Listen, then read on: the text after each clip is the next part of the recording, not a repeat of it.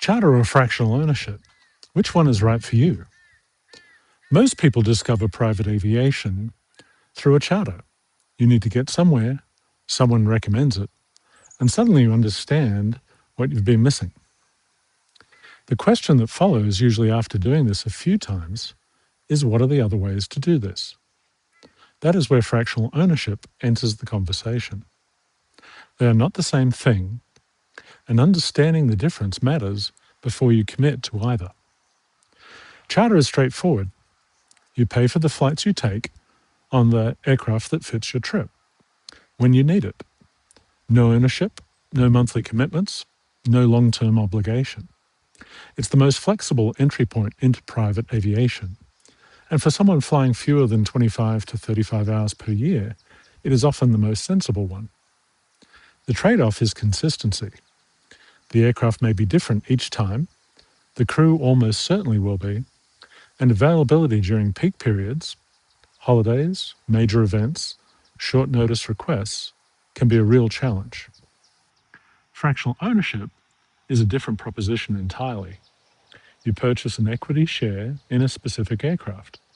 Your name is on the FAA registration. In the case of smaller fractional operators, the same crew flies you every time. The aircraft and crew can also remain with you at your destination for the duration of your trip, ready to go when your plans change. You're not booking a flight on an aircraft flying 1,200 hours per year.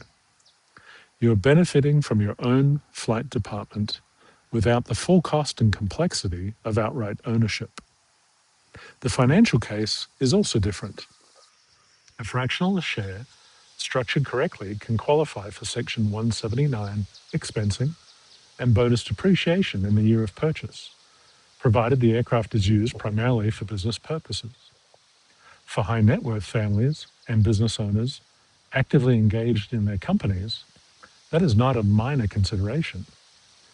So where does one make more sense than the other? Charter makes sense when your flying is unpredictable in volume, when your trip profiles vary significantly in the range and cabin size required, or when you're still figuring out how private aviation fits your life.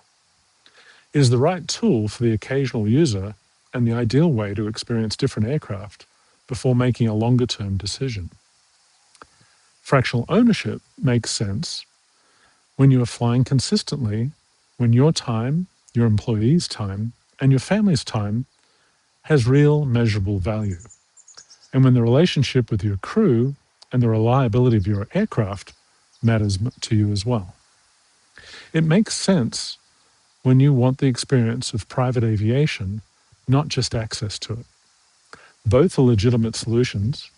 The right one depends entirely on how you fly, how often, and what you're trying to accomplish. If you're not sure which fits your situation, that is exactly the conversation we're here to have. This is, after all, flying privately.